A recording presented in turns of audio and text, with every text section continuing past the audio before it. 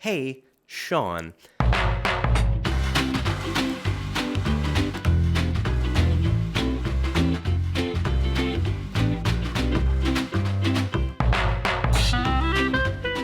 Buying lenses is, I think, the most fun, necessary evil of being a video producer. It's a lot of money, but it can truly make the difference between what your project looks like on good glass versus bad glass. And so I wanted to quickly walk through what lenses you should buy if you want to make yourself versatile and dangerous, and when you should leave things alone to rent them. And so right at the top, there's lenses that cost $95,000 or over $100,000. My advice would be never buy that lens. If you're at the point where you're going to buy that lens or you're thinking about buying that lens, you're probably not watching this YouTube video about what lenses to buy. If you're not at that level, you just rent it when you need it. If your project has the budget to need glass like that, you just rent it for the day. And while it's obvious that with that expensive of a lens you should rent it and not buy it, there's a lot of great cinema lenses that are around $5,000 to $10,000, which you can rent for $100 a day. Check out your local rental house in whatever city you're in, or go to like lensrentals.com. This isn't sponsored by them, but I do use them and like their service, and I've had a great experience with them. When you need a good lens, you can just rent it rather than buying it and trying to pay it off over the course of several projects. And that's why the glass that I choose to buy, I want to make me as versatile as possible, as dangerous as possible, so that I can avoid having to rent lenses as much as possible, so I can make as much profit as possible while producing the best projects as possible. So people call it the Trinity, but the three lenses that you need to cover the basis of most focal angles is you need a wide angle zoom, a medium length zoom, and a telephoto zoom. And the reason that I go zooms over primes is because I like the versatility. I like being able to have all the focal lengths inside a 24 to 70, having a 24, having a 35, having a 50, having a 70 without needing four lenses. And if you fork out a little bit more money to get a great zoom that has, a 2.8 aperture, you can do a whole lot of stuff that you would have to buy four separate lenses to reproduce otherwise. And the big difference between zooms and primes is often that prime lenses, or lenses that don't zoom, typically do have a wider aperture. They can let in more light, but you're trading that freedom, that flexibility, that speed of workflow to be able to quickly adjust your shot without having to move your camera in or out or anything like that. So for me and what I do, having zoom lenses is much more convenient than the extra stop of light I may get from a prime. But in general, the big difference between expensive glass and cheap glass is how it handles light. And that happens in two ways. One, how much light it lets in. Typically, more expensive glass has a wider aperture. You can shoot in lower light situations. You can blur that background a little bit more, get that bokeh.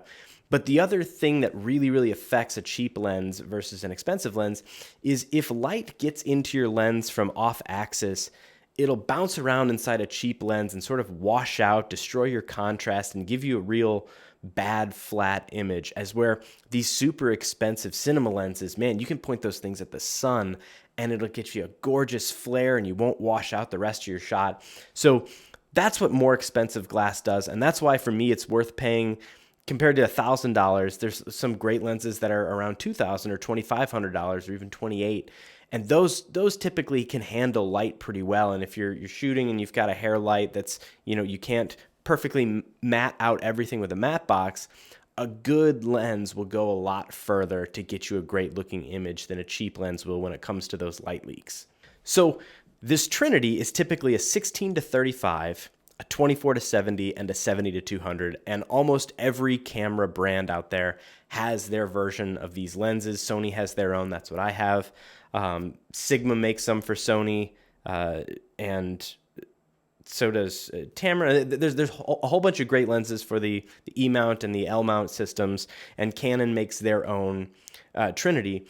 And with these lenses, you can do anything from 16 millimeters all the way to 200 millimeters. And so most shots that you see in any movie are going to be in this range. Most shots that you will need to produce videos or commercials for online distribution, everything that you're going to see that exists in sort of a normal way you would see it with your eyes exists in this range. And so getting these 3 lenses will make you versatile and dangerous to be able to film anything that you really need to with your camera.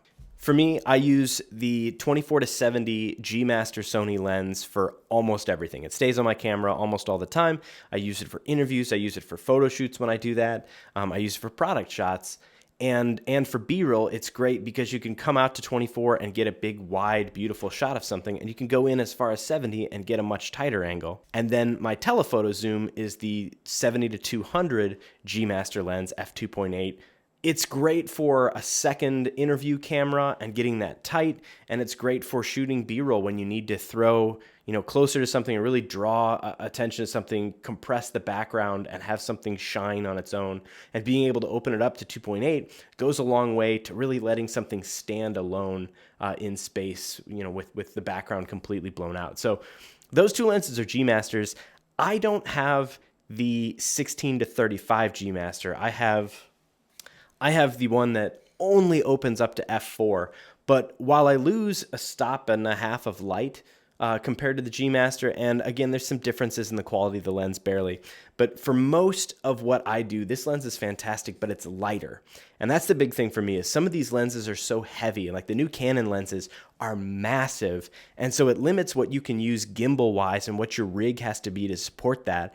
And so when I'm going for flexibility, again, if it's a big shoot, I'm going to rent the things I need, and I'm going to be renting a Red anyway. But for my daily stuff, when I'm shooting these smaller things, I want a lens that's going to be light and versatile and get me what I need to get. And so I use a Ronin SC gimbal, and that can handle this lens on an A7 III with no issue whatsoever, as where I would need to sort of use extra pieces to step it up and counterweights if I was going to use one of the big G Masters on the front of it or heavier glass like that. So that's why I go this route for my wide. And the 4th lens that doesn't typically get mentioned in the Trinities, because a Trinity is 3 lenses, is a macro. And while your macro is probably going to exist at a focal length that exists somewhere between that 16-200 already, a macro lens gives you the ability to really pull out details of something. And if you're doing anything with products or food, if you're trying to show any crisp detail of anything, having a macro lens is what makes that possible. And so I have the Sony 90mm macro. I know Canon has a 100mm macro. A lot of them exist in this range, and it's that same thing with the 70-200 of when you're at that range, you can sort of obscure the background completely. You lose that context and you focus on just that one thing. And so the macro goes a long way to making your shots really stand out, and it opens doors to be able to do something that you can't do with the rest of those lenses in that Trinity range. So when you're ready for a 4th lens, a macro is typically a good option to open you up to be able to do other things. Once you have those 4 lenses, you're sort of covered. Anything beyond that is a specialty lens. Like I said, you can be renting cine lenses or something like that. I own 2 other lenses that don't fit in this Trinity, the standard Trinity or the macro, and I have them because of what they enable me to do that's different than anything that these other lenses do. And so the first extra lens, I'm sure you've seen in other videos online, is the Venus Optics LAWA 24mm probe lens macro. So this is a macro lens where it can show those details. It can show things smaller than the size of your sensor, blown up to fill your entire sensor. So you get details you can't see with your naked eye.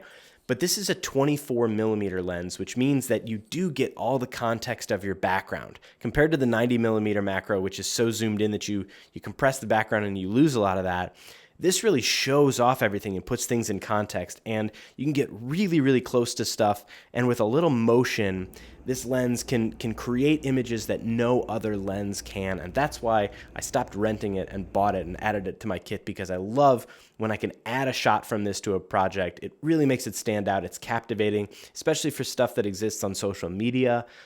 Something shot with this lens is different than what you can see with your naked eye, and for that reason is interesting by its very nature. So this got added to the kit, and I absolutely love it.